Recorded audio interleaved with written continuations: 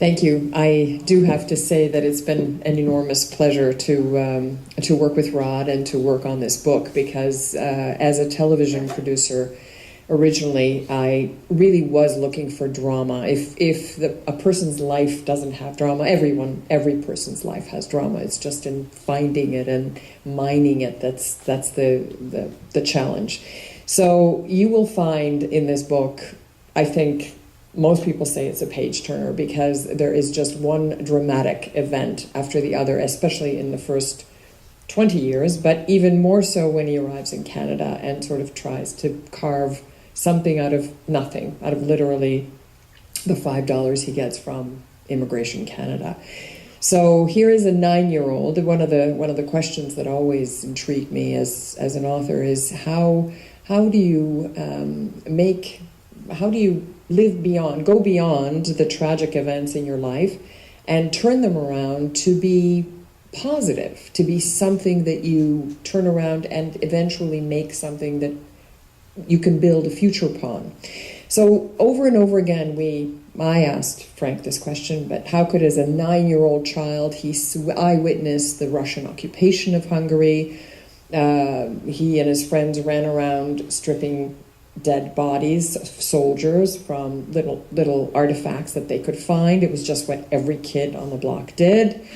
After the war ends, this particular family, who are of German origin and living in Hungary, are chosen to be deported. Why? Because other Hungarian families were being evicted from neighboring countries. It's a very complicated issue, but I try to explain it very simply for a Canadian audience.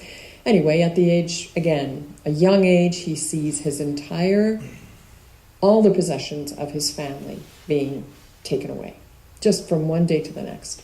And they're all loaded onto a cart, and they're told to go and settle in the nearby little hamlet where there's nothing, where there's filth and squalor and bugs, and start all over again. So, again, it's how someone makes that part of their life. It's amazing. And he can tell stories of losing everything over and over again, despite the fact that that never changed his rebellious attitude. He always was an agent provocateur. All through the book you can see examples of where he did pranks, basically, that really livened up the pace of the book, I think, as well. He noticed every single day during the Stalinist era the enormous head of the Stalinist leader of Hungary was called Mátyás Rákosi, and he had enormous bald head. Most people, this is not my description, this is the description of most people who observed him personally.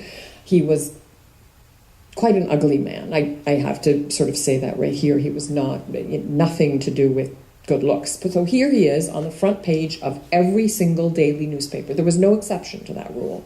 He was always on the front page. This is Stalinist, communist Hungary.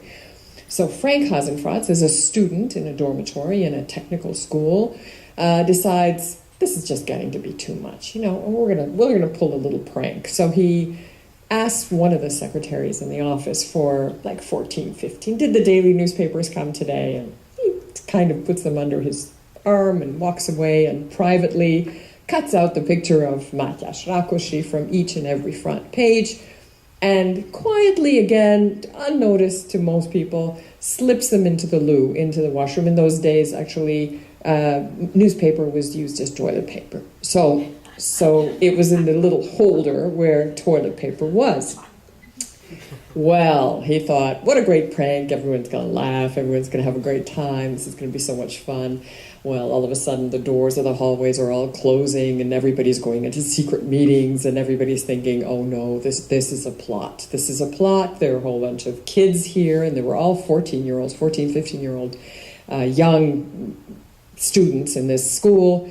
And, of course, he was taken away and interrogated for almost a month. And you can find out in the book what happened at the end. But it's, again, an example of him standing up to the system, not cowering. Definitely wasn't someone who would cower.